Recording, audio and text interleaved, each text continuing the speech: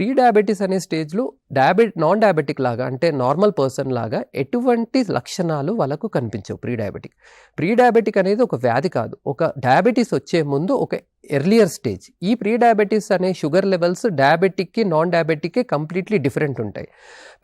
ఎప్పుడైనా డయాబెటీస్లో కానీ ప్రీ డయాబెటీస్లో కానీ నాన్ డయాబెటీస్లో మనము 3 షుగర్ లెవెల్స్ చూసి దాన్ని బట్టి అది ఏ స్టేజింగ్ అనేది క్లాసిఫై చేస్తాం. అంటే ఫాస్టింగ్ బ్లడ్ షుగర్ ఒక 10 నుంచి 12 గంటలు మనము ఎటువంటి ఫుడ్ తినకుండా చెక్ చేసే షుగర్ లెవెల్.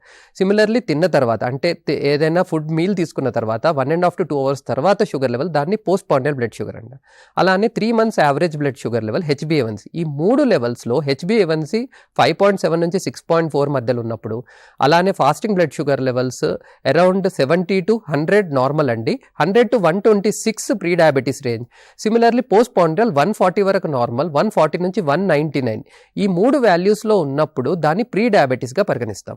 సో ఈ ప్రీ డయాబెటీస్ అనే స్టేజ్లో ఎటువంటి లక్షణాలు ఉండవు, కానీ ఇది ఏంటంటే ఇన్ ఫ్యూచర్లో వీళ్ళు డయాబెటీస్కి అయ్యే ఛాన్సెస్ ఒక 10 times more riskier when compared to other non diabetic people అండి.